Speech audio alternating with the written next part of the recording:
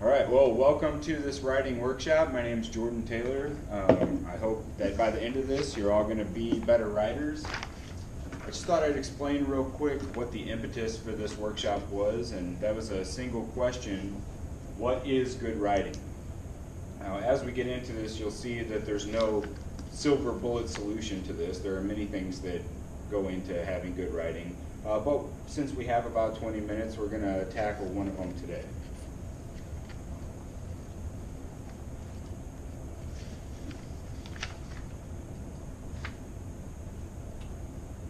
Technical difficulty that I can edit out since I was off camera. Oh, there we go. Let's pretend that didn't happen. All right, so we'll start with this quote by Roald Dahl. "I don't care if a reader hates one of my stories just as long as he finishes the book."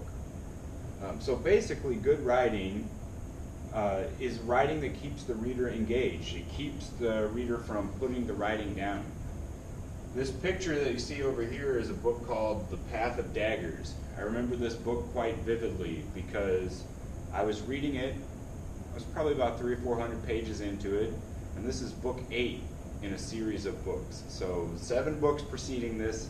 It's putting it mildly to say that I was heavily invested in this story. And I got to a part in it where, despite my feelings about always wanting to finish a book, I just couldn't do it anymore. I completely became disengaged from the story and had to shut it and put it down. To this day, it's the only book that I've ever put down in the middle of reading it. There's been books that I haven't really cared for so much, but I was invested, so I kept engaged with it till the end. But there was something about this book that just sucked me right out of it. So we're going to talk about my theory on what that was in a second. But the point is, there are many techniques a writer can employ to ensure reader engagement. As long as you accomplish that goal, I consider it good writing. So let me get this mouse to work. Okay, so what happened in that book, and I still remember it because it so violently kicked me out of the story, was a battle scene, or actually a pre-battle scene, where they had all these riders on horses lined up at the front of the line. And so what the author did was he started to describe each person and the horse they were on and the gear they were carrying, and then he moved on to the next person in the line who was supposed to be important in the upcoming battle, I guess. But again, it was what was the type of horse, what did it look like, what was the type of armor the person was wearing, what equipment and weapons did they have, and then it just kept kind of repeating that over and over again, and I couldn't take it anymore, and I put the book down. And I realized some years later that what was lacking was a variety of sensory details. Everything the author did to describe this front line was related to sight. He showed you what equipment they were carrying. He said the horse was this color, or it was a tall horse, or the person riding the horse was tall, or they were on foot next to a horse. It was all visual cues. And I believe now that that's what pulled me out of the story. Had he mixed in maybe, the feeling of their feet in the grass, or the smell of the horse's sweat, or something like that, I believe I would have stayed engaged.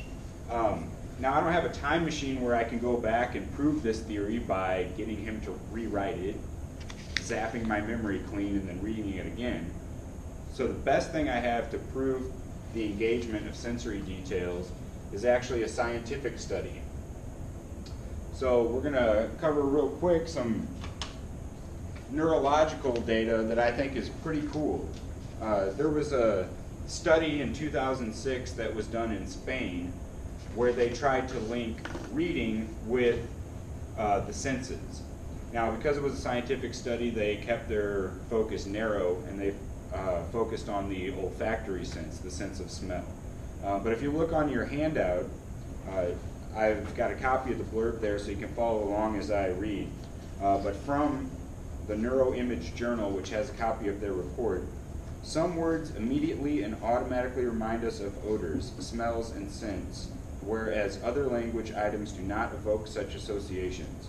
This study investigated for the first time the abstract link of linguistic and odor information using modern neuroimaging techniques, functional MRI or fMRI, and subjects passively read odor-related words such as garlic, cinnamon, and jasmine, and neutral language items. The odor-related terms elicited activation in the primary olfactory cortex, which include the piriform cortex and the amygdala.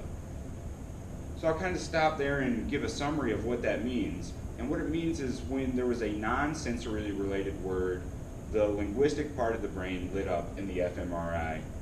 But when they were presented with a word that was related to scent, not only the linguistic part of the brain lit up, but the actual part of the brain that would have lit up if they were smelling cinnamon also did, proving that more areas of the brain are engaged if you have sensory-related detail in your writing.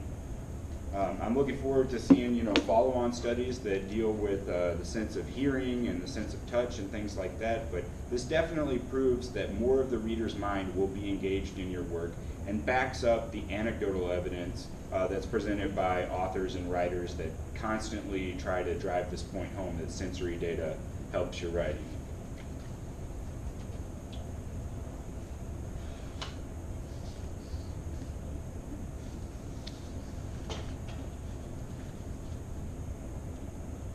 Okay, so we're talking a lot about science, but this is a writing workshop. So what I want to do now is take a look at some examples of sensory detail in writing.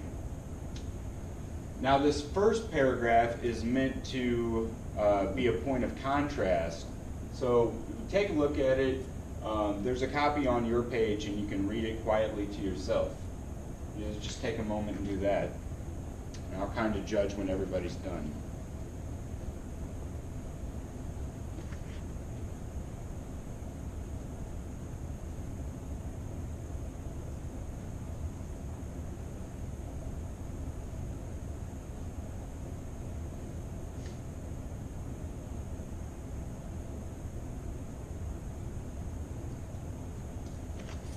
All right, it looks like everybody's through it. Now notice the difference here. This is the original passage, and there's a copy of that too on your handout so you can follow along. And what I did here on the slide was highlight the words that I removed. The first paragraph is less sensory oriented. The original writing is full of sensory details. On your handout, those words will appear in bold, but go ahead and read that original passage now, and you should get a feel for how the sensory elements improve the writing.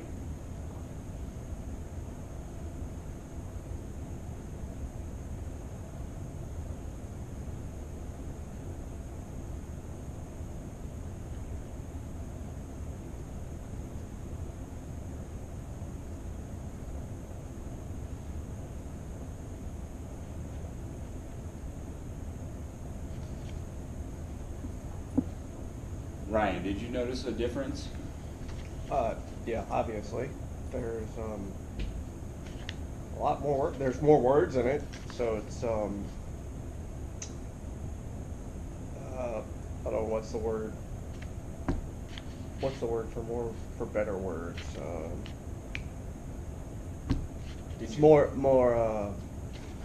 don't know. I can't think of the word. I'm trying to think of the. That's all right. You told me you just woke up, so I understand and yes. I empathize. All right. So yeah, it's definitely it's more memorable because it makes you think more about the words and sentences that. So you felt a little bit more engaged. Yeah, right? it's more engaged. So let's try to look at some of these words and see what they're doing. So for instance, lyrical and happy, especially lyrical, what sense does that engage? Music. Yeah, the sense of sound. Hearing. Absolutely. But you see that he's not outright saying that they sounded a specific way. Just that simple word lyrical adds sensory information. The same thing here where we have swaying. even though he's talking about the tree, that's going to light up a part in your brain that associates swaying with that sense of touch or equilibrium. Again, it's more engaging. And then you have some other ones that are related to sight, but they're also related to your spatial relationship to the environment. So you see floating and void. Those words kind of evoke that spatial sense that we have. So it's kind of a combination of visual and touch. No rumbling, anything of like an earthquake, so you feel it. And again, that word is like doing double duty. You said you feel it, and also you probably heard it a little bit too, I would think. All right, excellent feedback. And just for your information, that excerpt was from The Dharma Bums by Jack Kerouac. Pretty good book. If you get a chance to read it, I recommend it. All right, so you've listened to me talk a little bit and try to explain it, but let's really put these concepts into action so that you can not only prove it to yourself, but practice incorporating it into your writing and, more importantly, your thought processes when it comes to writing. So the first exercise we're going to do is work backward.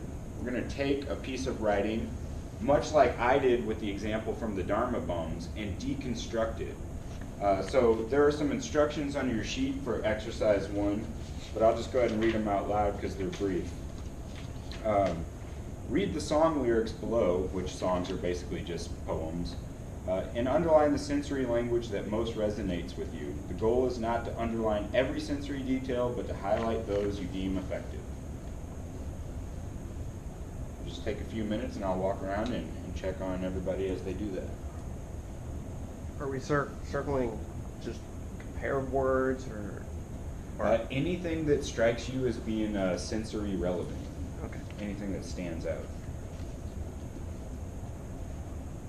Good question.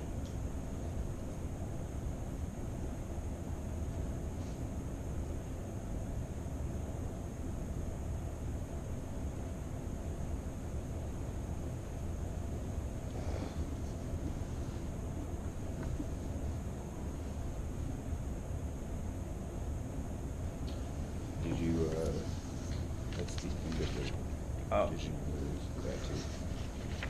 that might help. Yeah, the end of it does bleed over onto the next page for those of you fake students who needed that information.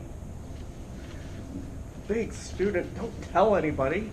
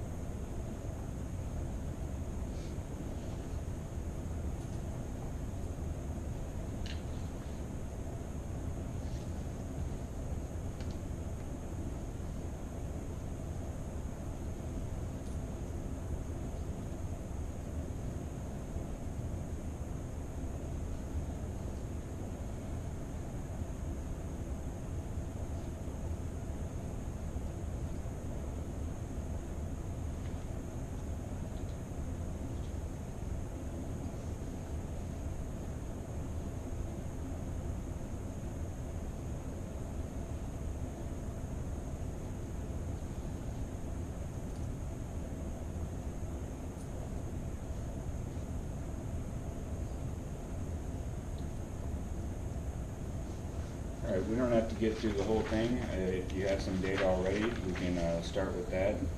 I'll go ahead and actually kick things off to kind of show what I'm getting at here. But the line that stuck out to me the most from this is where it says, "And the sun poured in like butterscotch and stuck to all my senses." There's actually, funny that it references the senses in that line, but there's a lot to unpack in that. I mean, you have the word poured, which you could have said the sun shone, but when you say poured, it kind of gets at a viscosity. You know, it makes you think of that viscous kind of motion. So there you have feeling. And then butterscotch, that word does a lot of heavy lifting.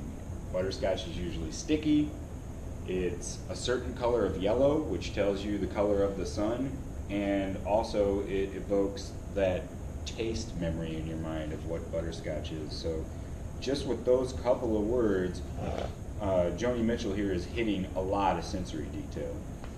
Fake student number one, what'd you come up with? Oh, that's great information. Ryan, what'd you come up with? Well, you picked the one that I like the best too, of course. Oh. But I also saw that I like how the crimson crystal beads. Crimson adds a color to it, a strong color to it. And also I had wrap. Do you think that crimson has an advantage over red? Yeah. To me, when I heard crimson, I don't know why, but I think of blood. Yeah, Like blood red. Absolutely, and that's I think a lot of people probably have that association. You know, you're not thinking of that dark maroon that's almost purple. You're thinking of something quite different. So it's kind of telepathic in that sensory detail that Joni Mitchell's putting that specific color in your head by using that word. What was the other one you were going to say? Wrapping up like pipes and drums. I don't know if that is. I don't know if that's a typo, but they spelled wrapping incorrectly. Yeah, I don't know. I'd have to look this up, but I don't know if that like wrapping at my chamber door. You know, if it's that kind. But it evoked something. Right. And, well, I mean, you know, it made me think of rap music. You know, pipes and drums. Or not pipes and drums, like it's a musical instrument, essentially. You know, Christmas bells, like, oh, okay, I guess they're bells, so that would be musical instruments. Yeah, it's jam-packed in there. And what I thought was interesting about that line, too, is the word pipes, musically, to me, there's a lot of different pipes you could think of. You could think of bagpipes, you could think of pipes on an organ. Right. A million different Be a things. flute.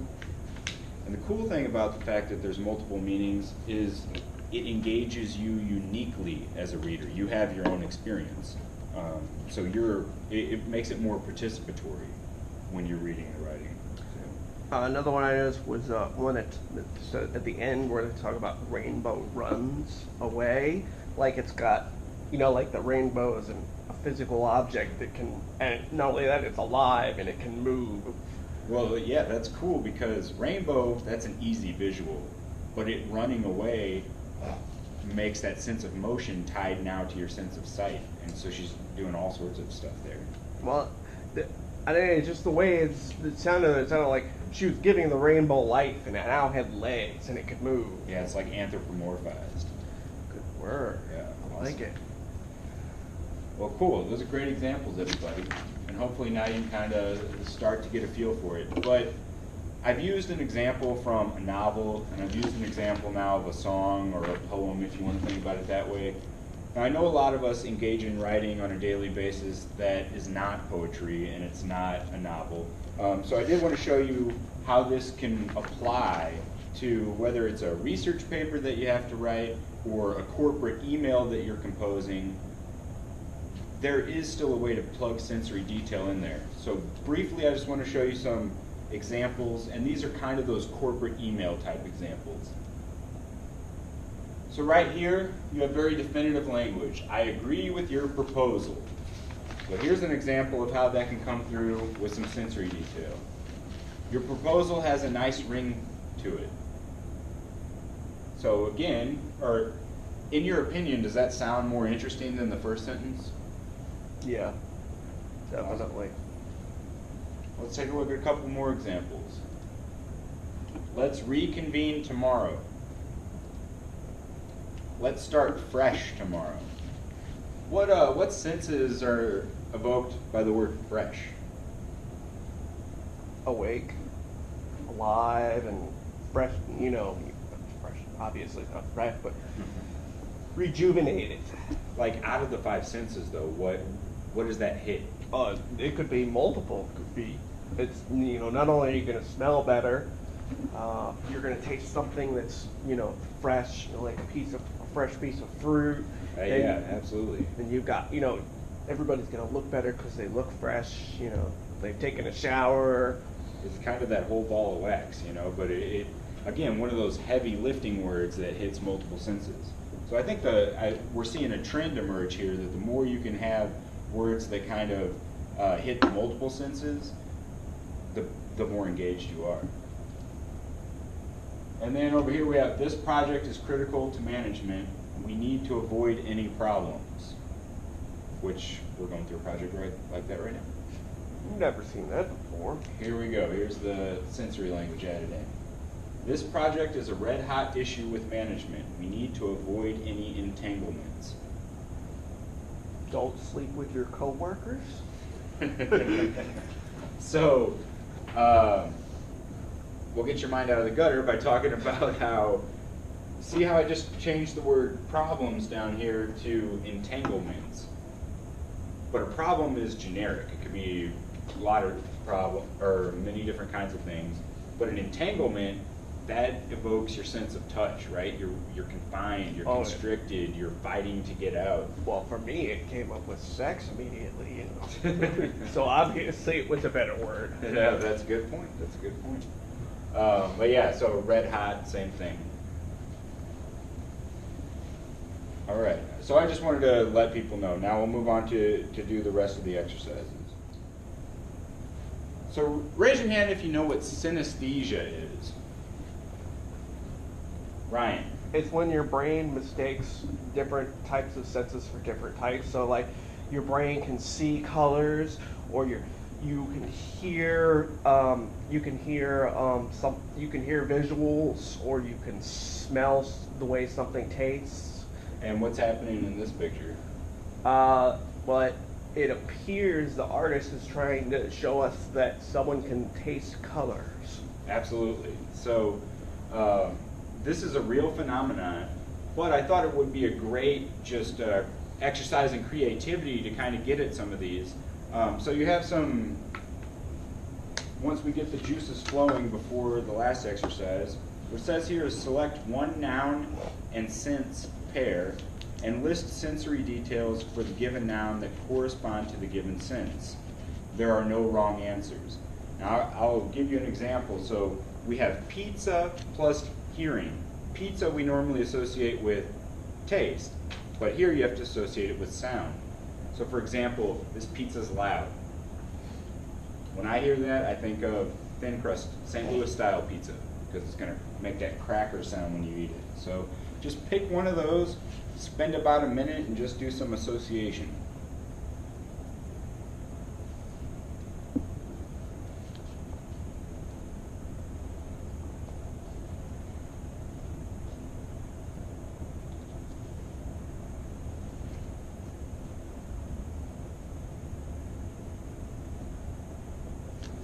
Right, in the interest of time, we'll go ahead and stop there.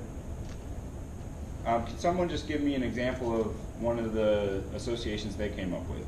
Pizza and hearing, I got sizzling, because you know, if your pizza's cooking, you know, it's making a sizzling noise. Nice, but you see how you could have a situation where that goes into the writing. Yeah. You know, and it wouldn't be crazy to say that a pizza was sizzling, and that's really going to draw people into the story.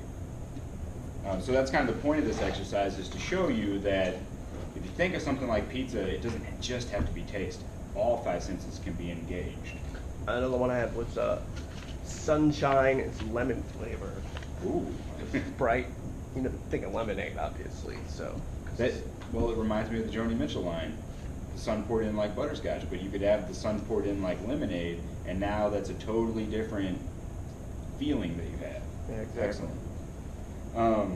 So now that you've done that, and we've got ourselves primed, let's do the final exercise, which is to write a short paragraph describing your routine after waking up.